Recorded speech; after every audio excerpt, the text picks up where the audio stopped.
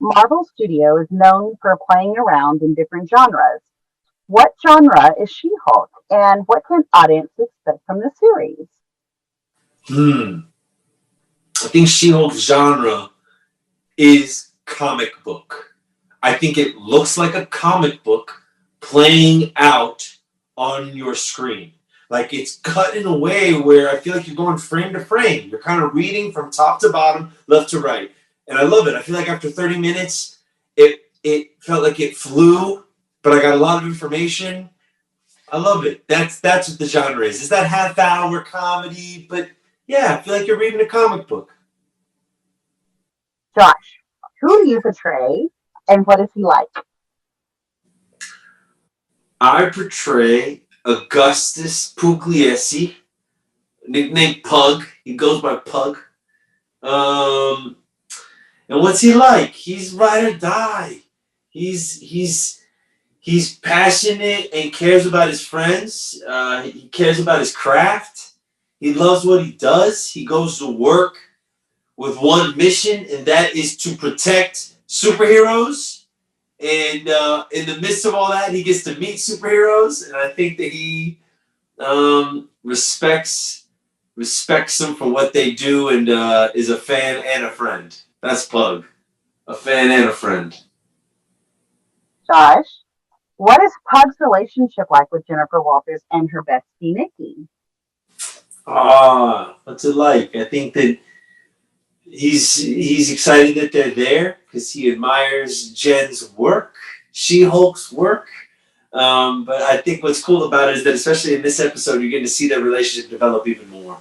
You know, you're getting to see Pug and Slick Nick, out off on adventures together. But what adventure to go take care of their girl, to go take care of their friend, and I think that's pretty cool. Renee, describe the relationship between Mallory and Jennifer. I think historically in the comics, Jen is the one that destroys Mallory's winning streak. So there's a definite reason why she would not like her. And in the world that we live in, that hasn't happened. So there's a little bit more room for discovering something potentially new. She definitely is threatened by this person, but not because she's a superhero, perhaps because she's afforded a tremendous amount of kind of leeway and, in this world that maybe Mallory doesn't feel that she's earned.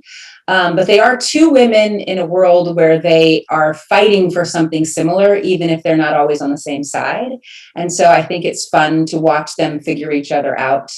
And I love the fact that Mallory is going to make Jen work a little harder for her respect and her trust. Josh, what's it like for you being part of the Marvel Cinematic Universe? It's a dream. It's a dream I didn't even know I had. It's something that I didn't know to dream this big when I was a kid.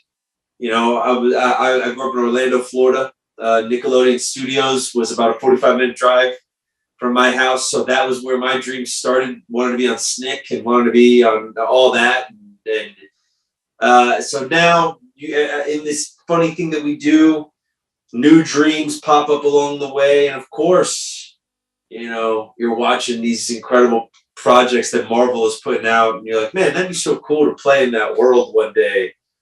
And then one day they call you, and here we are, and now we get to talk about it. Every time I turn on Disney Plus to watch something with my family, it's pretty crazy to see the She-Hulk banner right at the top. It's very, very cool. It's very cool. What do you hope audiences take away from watching the series? I hope they come away. I hope that audiences, when they finish an episode, I hope that they're smiling. I hope that I hope they got a couple laughs in.